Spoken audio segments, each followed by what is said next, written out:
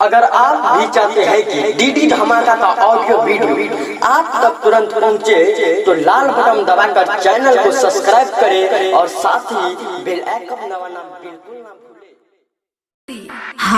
अभी सुन रहे हैं बगैवा से डीडी धमाका को। हाय तिरछी नजर डीजे मनीष रक्सौल।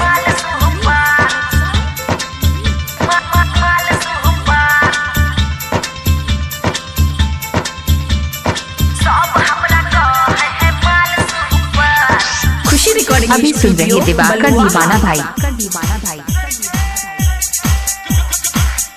दरभंगा के छौरा,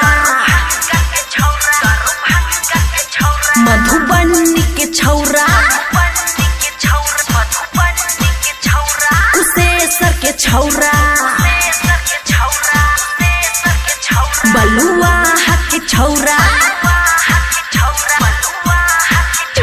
सहरसा के छौरा, सुपौल के छौरा, कंदा के छौरा, खगड़िया के छौरा, एक टकी ओही के निहारे भीतर सब हमरा कहे है माल सुपर, सब हमरा कहे है माल सुपर, बुझला।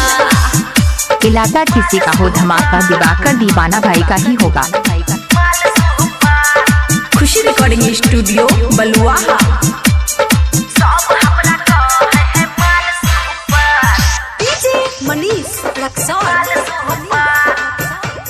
अभी सुन रहे हैं बगैवा से डीडी धमाका को। हमरा रानी कहे है दिल जानी, जानू सुना का हिसाब है पिया बे हमरा पानी,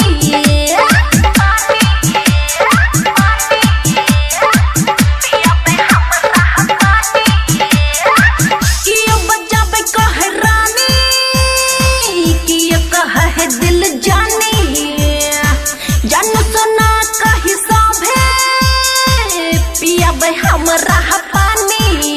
जब करे छी मना मना मना तब बाजे छै ना एना एना, जब करे छी मना तब बाजे छै ना, टन टन सिटी मारे जही ना कुकर, सब कहे हमरा हमाल सुपर, सब कहे हमरा हमाल सुपर। डीजे मनीष आप सुन रहे हैं दिवाकर दीवाना भाई को। ग्राम बगेवा, जिला मधुबनी, 2019।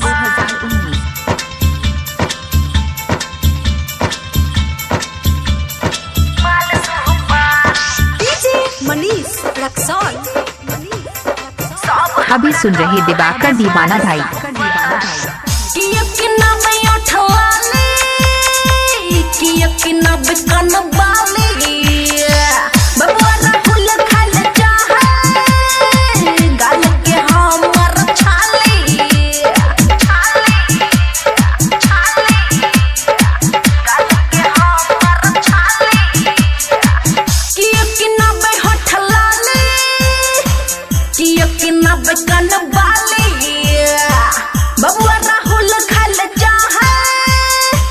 गाल के हमर छाली केने हमरा ये तांग तांग तांग खूब मचा है हुरदांग हुरदांग हुरदांग, केने हमरा ये तांग खूब मचा है हुरदांग, डीजे के खूब बजावे बूफर, सब कहे हमरा हमाल सुपर, सब कहे हमरा हमाल सुपर।